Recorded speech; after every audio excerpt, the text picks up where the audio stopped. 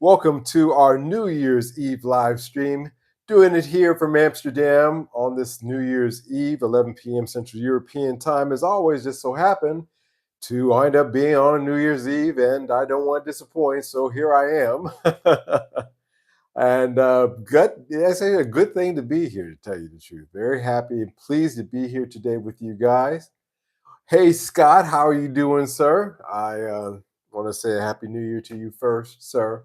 And a thank you to you for everything that you've done for me this year, man, as my moderator. I want to say thank you so much. You've been really great friend. So I appreciate that. And I owe you a solid for sure. So you feel free to call on it whenever. What else is going on, guys? Well, if you're not the type of person who's out at a party right now, that means that you're here watching this live on this New Year's Eve, and I appreciate it. While we wait for more people to show up here in the live stream, I will say that I had an interesting time today. Hey, Ben, how you doing, sir? Welcome to you. Mr. Watson in the house. A happy new year to you too. Great, guys. Good to be here. Good to be here with all you guys showing up. Yeah. I went, well, as you know, it's kind of a tradition of mine to go to the Royal Ballet every New Year's Eve. And so I went to the Royal Ballet today and saw for the second year in a row the Nutcracker Suite. And it was not as good as last year's. However, the orchestra was excellent. The orchestra was actually just excellent, and I had good balcony seats. I felt like Richard Gere and Pretty Woman, and so I had a nice balcony seat. So that was all groovy, man. It was an interesting experience, and I was glad to be able to do it again this year. And experiencing live music, guys, especially a full orchestra and a ballet on top of that, I have to be honest with you, it's really something. It has improved my musical education to no ends. I just have to say that. So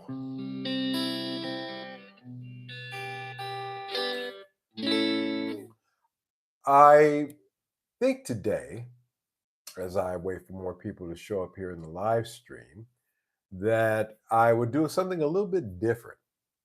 A lot of people, cats out there right now, are doing their year-end countdowns or best gear of 2025, and things of that nature. I thought I'd do something a little bit quieter, a little bit more reflective, if you will. Um, yeah, instead of or even trying to get into what's coming next year, because God knows what's coming next year, year wise. But I thought I'd keep it a little bit different tonight. And not the technical stuff, no theory, nothing like that. Tonight, I just want to talk about three things, actually, that I've listed. The first thing is what I learned about music this year. The second thing is what I've decided to leave behind this year. And the third thing is what I think really still matters with music. So, if you allow me, if you will be so gracious to sit with me, buckle in, whatever libation you have this evening. I'm drinking orange juice because, as I just said, I went to the orchestra and I am scrubbing myself clean and drinking as much orange juice as possible because I was in a whole crowd of people. And, well, I'm getting slightly germ phobic. Can't be blamed actually in this day and age. But whatever you're drinking, please enjoy it and sit back and enjoy the live stream tonight. So those three things. And I'm going to start out by saying that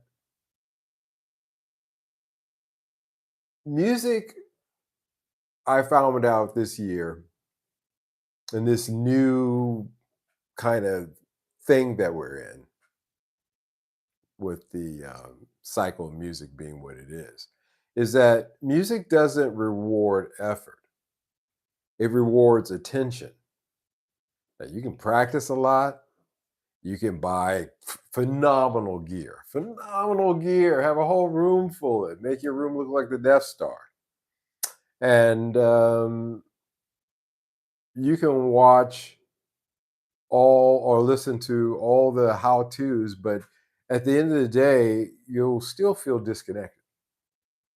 And let me check the live stream chat here. Everybody's saying hello. Okay, I can continue on.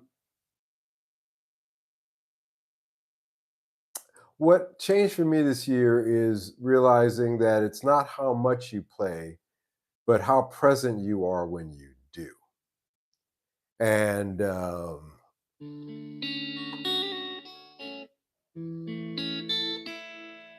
what I mean by that is when I rush things, I noticed um, production wise, video wise, demo wise this year, it didn't sound great. It was actually not great. One of the things that I stopped trying to do with my demos is trying to sound good. Rather, I just played what I thought at the moment, tried to capture that and put that out. Uh, and I'm going to say that it is a difficult thing to be a YouTube creator. And, you always want to put yourself out there best foot forward. But there are some days where you don't have that best foot. There are some days where you can just crank it out and crank it out and crank it out. Scott's been doing that recently, and it's impressive and actually inspiring to me. But it's difficult to be a YouTube creator and present realist realism or authenticity. I guess that's the word I'm looking for. Authenticity. Because that's something that you should strive for. It's not what everybody goes for. But if you're the type of cat that I am, you're always trying to seek authenticity, especially when you're trying to present a guitar or a bass or a pedal or something like that. And when I stopped trying to be, photo perfect and just present it in ways that people could gravitate towards and understand and just capturing the moment. Those were my best takes. For example, this year, my YouTube short on the Pocket Master did very well for me, and that was a one take thing. I had an idea, I set it up, grabbed my camera, and in one take, I did that. And ordinarily, I would have tried different angles. I would have tried different ways of presenting it, different shots, um, maybe even two cameras. I was starting to toy with there, but I found that when you just put it out there, and it's been that way with music for me as well. And I made that correlation in my mind that when those spontaneous music things that I've done musically that just came out of the spur of the moment, those were the best takes. Those are the best things. So trying to focus more on trying to capture the moment rather than trying to create a perfect moment. Does that make sense? So that's a big one for me. Um, Also, with my YouTube videos, in terms of the regular content, I really stopped doing a lot of that. If you guys have noticed as well, um, you know, I don't want to say anything unless I have something to say. I think that when I'm doing live streams like this, I have more of something to present. I have something that's got meat to it. I just got to a point where I felt that putting out the regular content videos was just a grind that wasn't appealing to me. And chasing results from those also can be a little bit frustrating as well. Um, and again, these are the things I said are the things I learned about music, but this is all kind of correlated too, because again, musically, when I am just grinding things out, like when I had to do production work where I had to write 10 songs or 20 songs and present those, and that was a grind to me. And I always felt that very few of those works, although some of them were accepted, were really my best work. And, you know, I have gone full circle in my life. I guess what I'm trying to say in a long winded way here, guys, is that when I take my time and when I just try to express something authentically, then that's when it comes across the best. And I know it sounds like a really simple lesson to learn, but again, like I said, when you're a YouTube creator, you're bombarded with a lot of suggestions, ideas, and influences. And you really have to be yourself. When you start being yourself, you know, then that's really when I think you capture your best moments, and that's it can extend again also to music. Room looked like the Death Star. Yeah, that was funny. Yeah, hand on heart, I did sleepwalk through more than a handful of gigs this year. Hey, Kit Kats, how you doing, sir? Welcome to the live stream. Yeah, you again, that's a different grind. I know what you mean. My live days and my performances and nightclub days in Tokyo, those after a year, not even a year, after 6 months, I was burnt out. I could do it in my sleep, and a lot of times I did. Mike, one of my new music New Year resolutions is to start using all of my guitars on my channel. That's a great one. You could even, okay, today I've got this one, or today I want to feature this one. You can try to do music that fits, the genres that you would find that guitar in. I think that's a great idea. I think that's an excellent idea.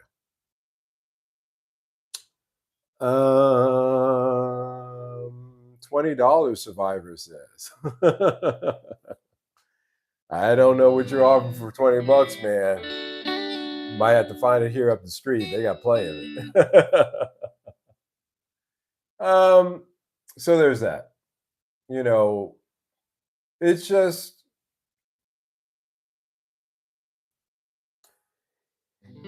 trying to find ways of avoiding getting caught into grinds, especially music or production, whatever you're doing, whatever it is that you're doing. And I think this year I found that, when I'm in the moment, I feel it, that's the time for me to do it. Any other time, it just doesn't come off as authentic because I think because I feel like I'm trying to stage something or I'm trying to, hey everybody, do the YouTube thing. And I don't like the YouTube thing when it comes across too staged. On the other hand, shooting a video with, your bed in the background and then on the nightstand dresser behind that, a box of baby diapers, that's not exactly what I'm going for either. But you guys know what I mean. And believe me, there's a lot of that out there, especially in guitar YouTube. Do you take requests? You can give me a shot. I may say yes or no. The dam of Amster. I lost a whole holiday weekend to those recreation legal mushrooms. Yeah, you gotta stay away from the shroom, Kit Kats. You know what's really bad about those shrooms here is that cats will take them and they can't handle it. So shrooms will make you nauseous if you take, they'll make you nauseous either way. But it is just a lovely thing for me to wake up in the morning, come down the steps of my apartment building and see that somebody's Ralphed all over the ground. And 9 times out of 10, it's a shroom Ralph. A little bit of a background on living in Amsterdam, and some of you guys might not be aware of the hidden underground dark secrets. It's still 2025 in Texas. Hey, no, don't know footsteps in the dark. Sorry, don't know that one. I have a shroom story. One day I might tell them my child. I'd love to hear it. None of my Knock, how you doing? Happy New Year to you, sir. Welcome to the live stream. Um, uh, uh, yeah, I can't tell that one either. That's a it involves shrooms, JAL stewardess, and anyway, it was a good one. In Japan, actually, believe it or not, they used to sell shrooms on the streets of Japan, and when I was younger, I may or may not have partaken of them once or twice. So, you know, also one thing that I learned about is in conjunction to the music and YouTube is that constant need to produce that will develop naturally if you do either one.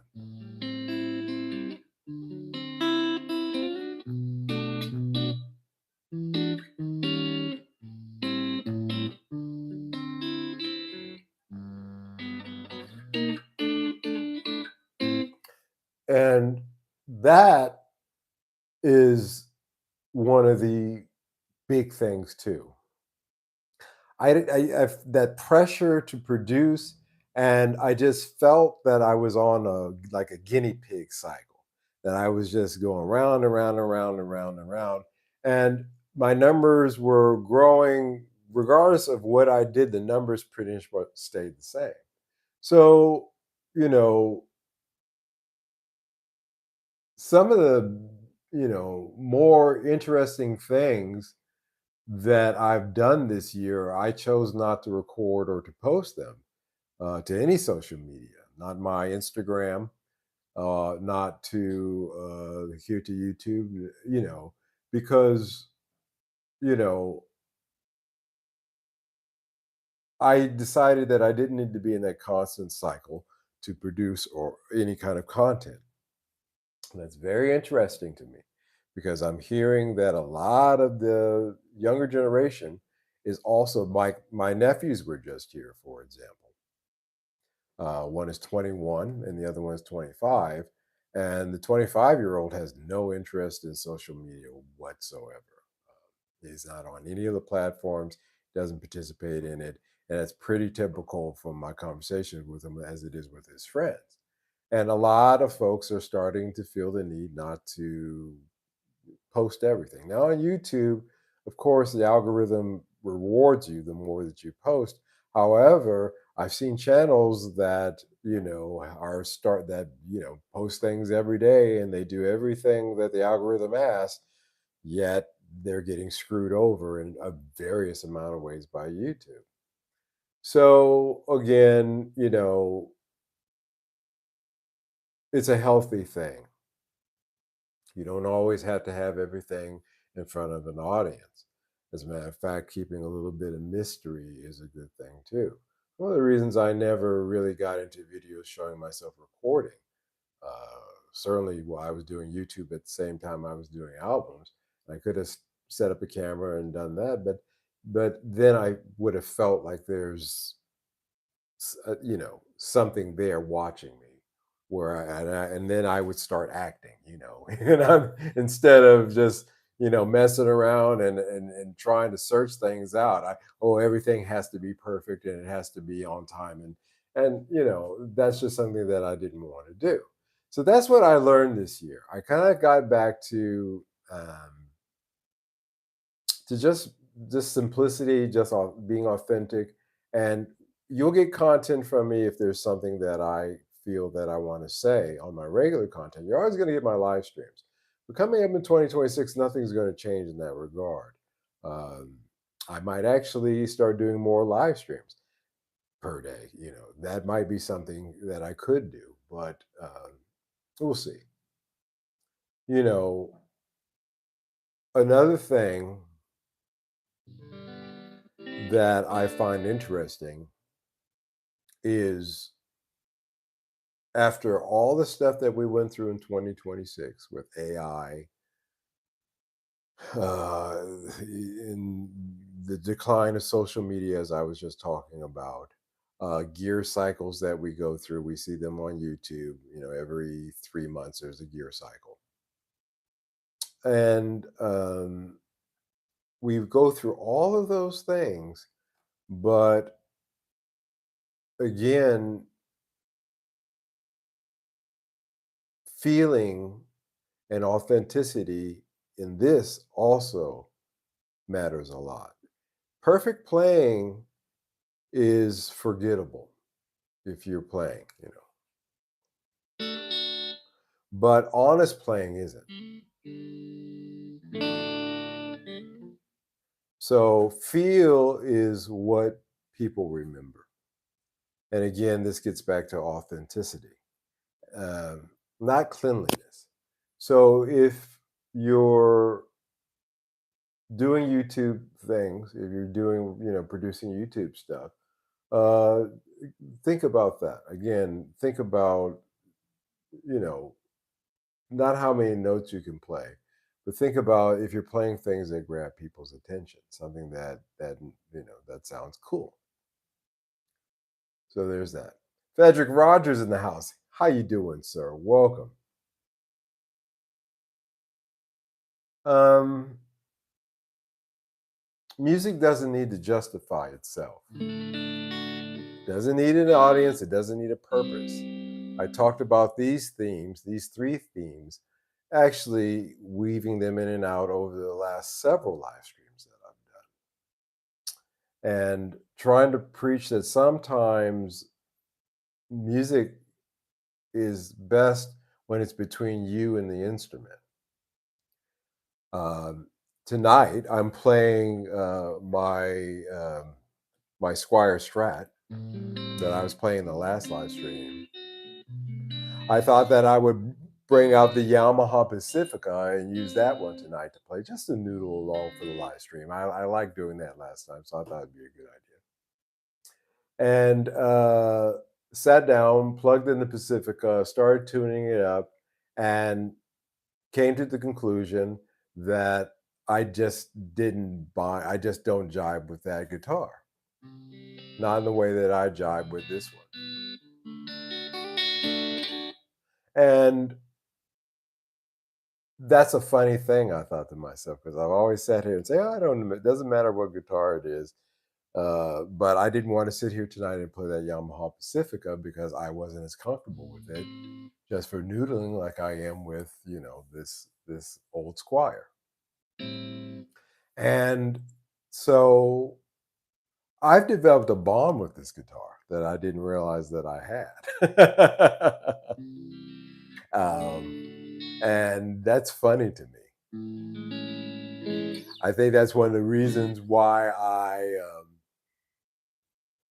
have not pushed Fern to finish up on my other Squire, my Squire 2001 that I painted and put gold hardware on. He's finishing up for me. If you guys knows, you haven't seen that in months. It's because I haven't really pushed him on it, and he hasn't called me out on it. So, you know, because I really am happy with this one guitar. I've always been a one guitar kind of guy. I've always been a one, chick at a time kind of guy. I've always been a one car at a time kind of guy. And I guess I figured out one of the things that I learned this year about myself, for sure, is that I really am a one guitar kind of guy. I would like to have multiple ones.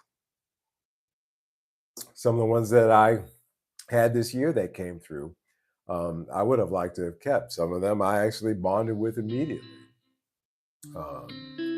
But unfortunately, it just wasn't meant to be.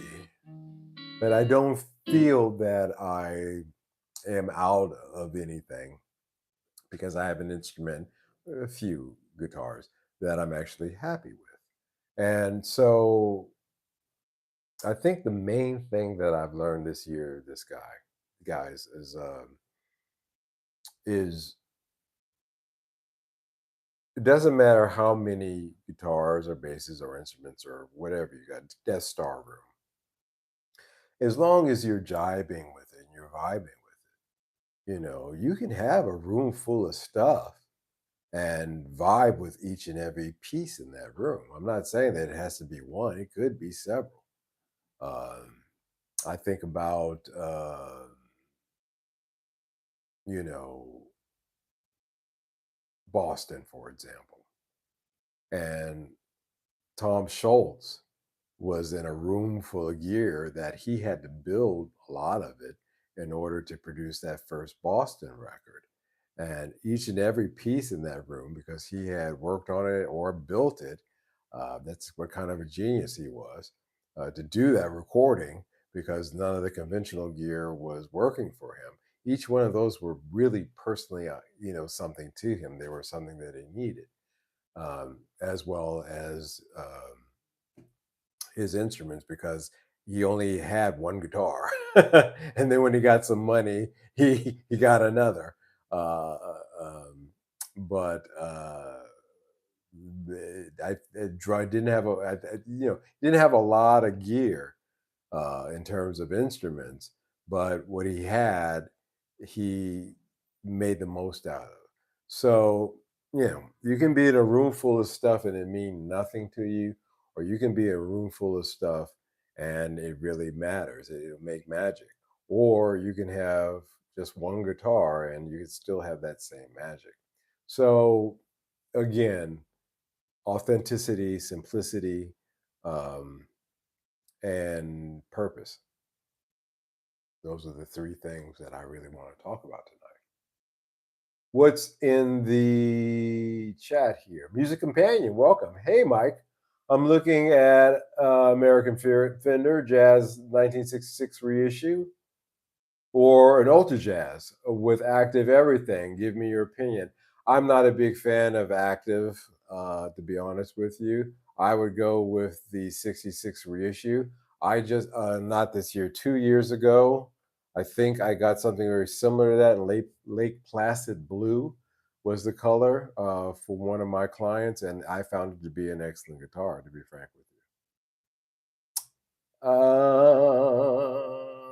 Scott says, Mike, hypothetically, if you were to open a used guitar brick and mortar, how much stock would you need and what niche would you cater to?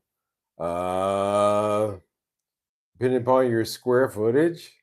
Say you had a shop the size of Gary's guitar, his channel. Look at Gary's shop. That'll give you, a fair idea of how much gear you would need. I don't think there's a square foot in that room that doesn't have a guitar and an amp shoved in it. And what niche would I cater to? I would do all, like I said, what niche I like, and it's the one that I can talk about because you know Japanese guitars will always be a fascination to me.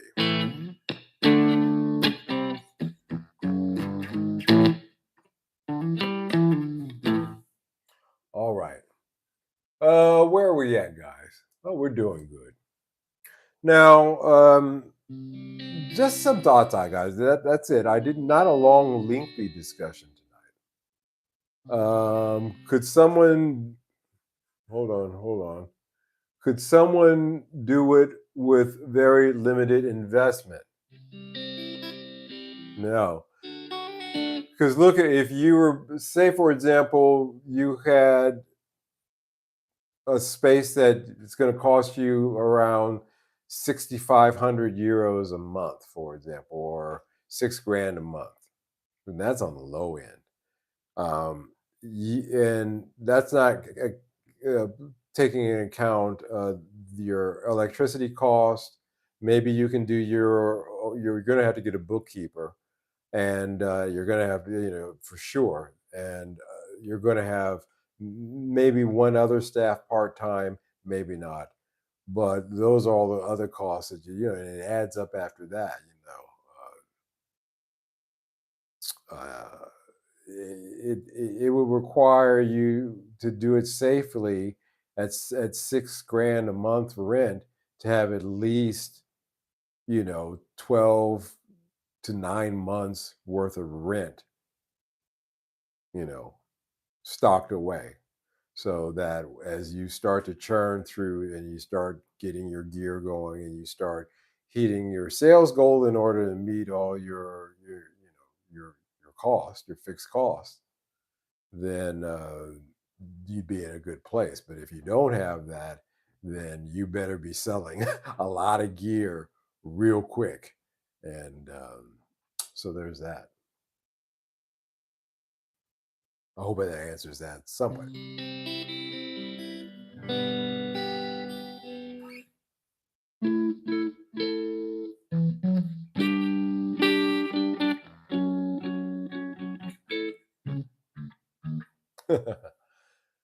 um, just some thoughts, guys, that I had that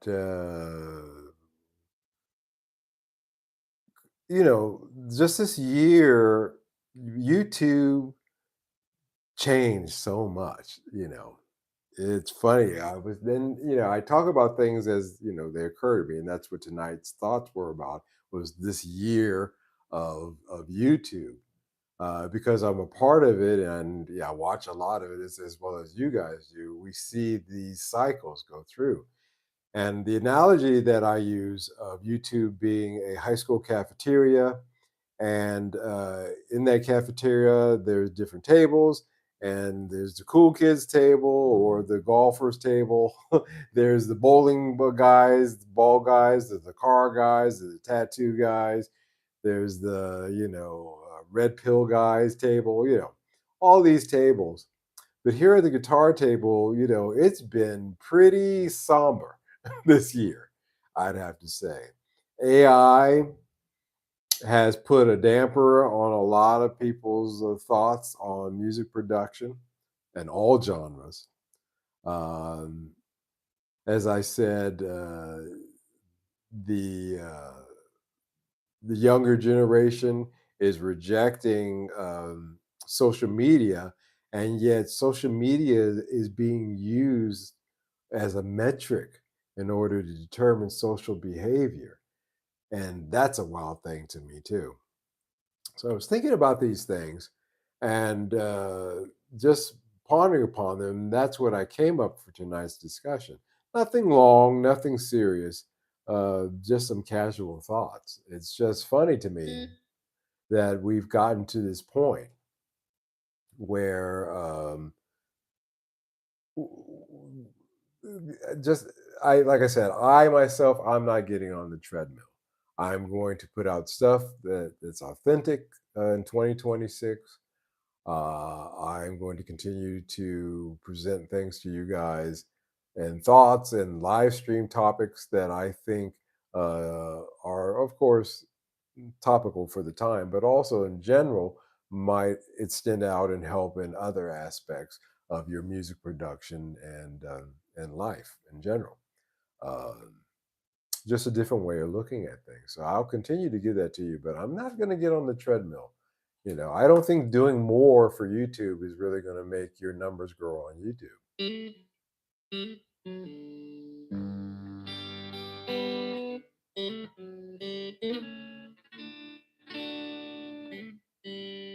So it's like, don't even try to get into that hamster wheel. Just be yourself. If pumping it out and you're feeling it and you can pump it out, then do that. But if you're forcing yourself in your production work, your music production work, or your YouTube content, then that might be the time to step back. Guitar buyers have gotten to a big gut punch in recent years. I think most of us gearheads are just sitting back and seeing where the market world is going. Yeah, that's exactly correct. You know, it's it's kind of one of those situations where you just sit back and like Michael Jackson and Thriller and just eat the popcorn with a big, maybe not even a smile on your face, but at least watching it with interest because it is a fascinating thing to see. I think too many post millennials grew up on a home production trying to sing their music on Bandcamp. I could never relate being only a live player, putting up with drunks, weirdos, and no paying gigs. Yeah, man. I've been in the studio as an engineer, as an artist, um, as a producer. I've been on the stage as a musician, just a player, or backing somebody up, or in the lead spot as the leader of my own band. I've done all those things, and I have to say that without that kind of grounding and that kind of experience, I think that you're missing out on something if you're going to try to perform or if you want to perform. And the studio, in terms of the live stuff, and the studio stuff that I've done, I think comes in handy for your if you're not in a home studio, but I'm talking about a real studio, the big old things. Again, because you had the clock on the wall that was your paymaster. In other words, hey, every minute is costing you money. I think that urgency also was very important when you're growing up, as you pointed out, as a Generation Xer, and you're a home studio guy. You're not under the gun at all, and that urgency doesn't come through, and that's something you're missing as well. You need to have that urgency. I can't describe it. It's just something that you got to learn.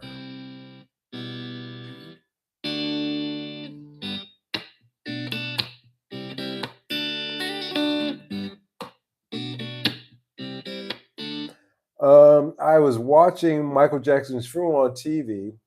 I thought the whole time that he'd jump up and start doing Thriller.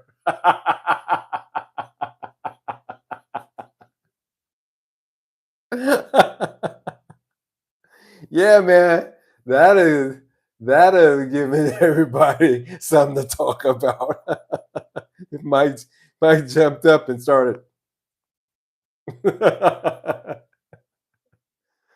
Oh man. It's funny. I don't think about Michael Jackson very.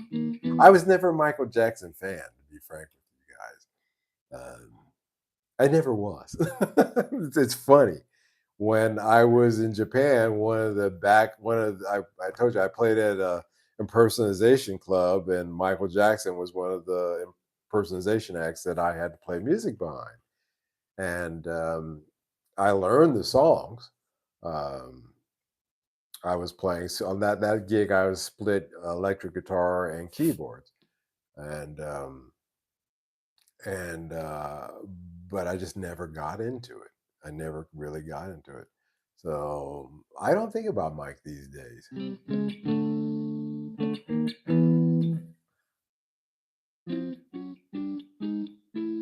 I just don't get into his music. It's funny. Talented guy. I'm not taking it away. I'm not saying that he's not great. It's just I was a kind of a production and playing kind of guy, and Michael Jackson wasn't that. Prince was, if that makes sense. So, guys, those are my thoughts for the evening. I'm going to kind of just, hey, Red, Happy New Year to you, Red. Thank you so much, man, for taking time to show up in the live stream and say hello. It means a lot to me to see you, sir. It means a lot. Let me take a moment to stop and say, actually, this would be a good moment. Put the guitar down and say thank you to all of you guys for this year. This channel, I think, because of the authenticity that I was talking about tonight, that I'd like to continue to try to put forth, has reached a lot of people, and I didn't buy subs. I didn't pay somebody to promote me. I don't have a sponsor. I don't have any of those things. I don't really sell anything here either, although that's going to change here coming up. But I do try to present authentic content.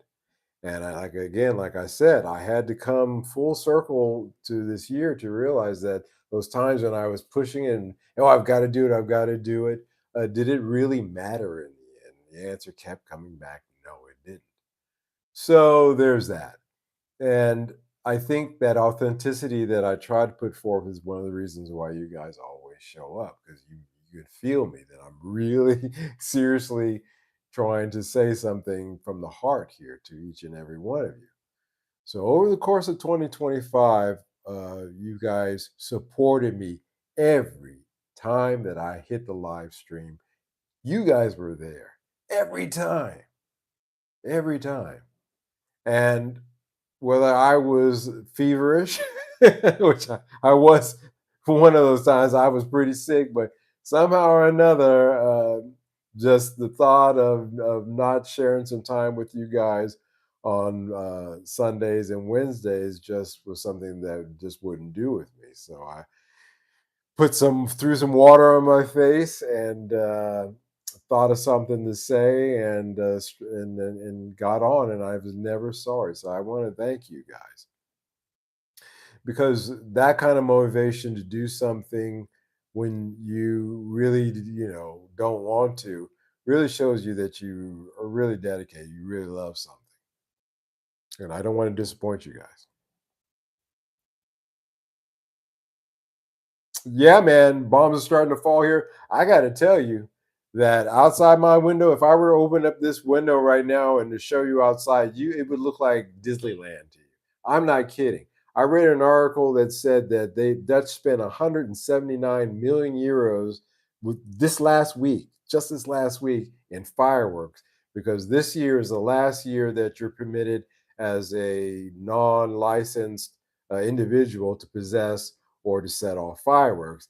And these guys, trust me, they're going to set off all 179 million euros worth of fireworks tonight. And it's going to go on until 3 or 4 o'clock in the morning. So I already know I'm not getting any sleep tonight. I've already, but the strange thing is my cat, Ellie, she's over here. She's chilling. And my dogs don't. As a matter of fact, my youngest dog, May, she likes the fireworks. She wanted to keep going out on the deck and look at them. So it's not really such a bad thing with them. And me, whatever. But it gets loud here. It gets crazy. I'm in Amsterdam. Of course it is.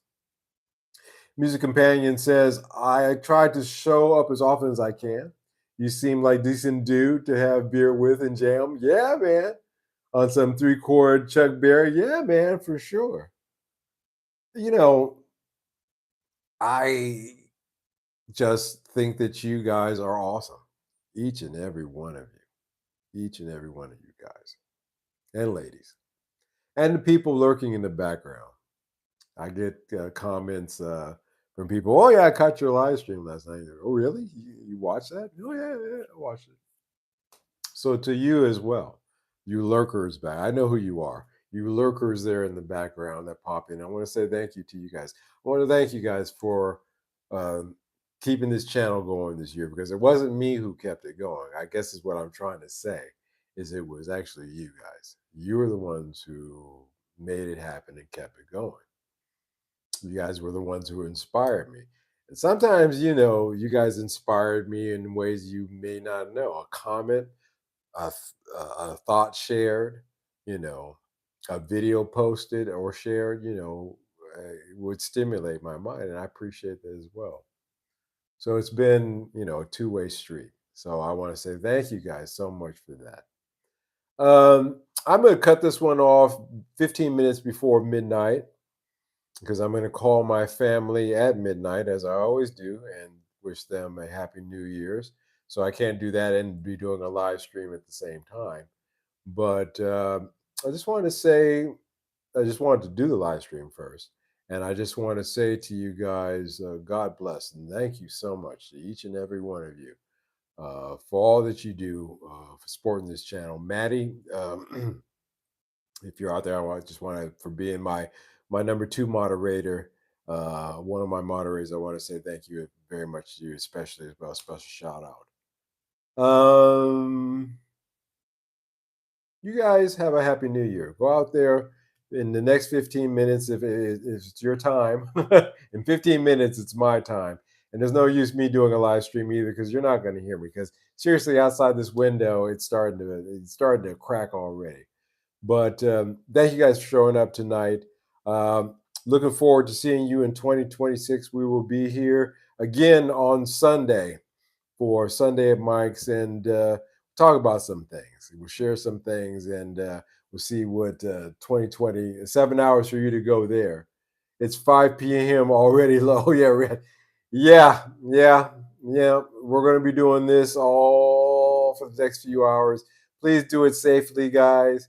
Don't be like these Dutch guys. And, every year they have about 400 people who maim themselves here in the Netherlands setting off those 197 million euros worth of fireworks. So be careful in your celebrations. Uh, Watch the drinking and the driving, and just be happy, be merry, and I will see you on Sunday. Happy New Year's, guy. Take care. God bless. Bye bye.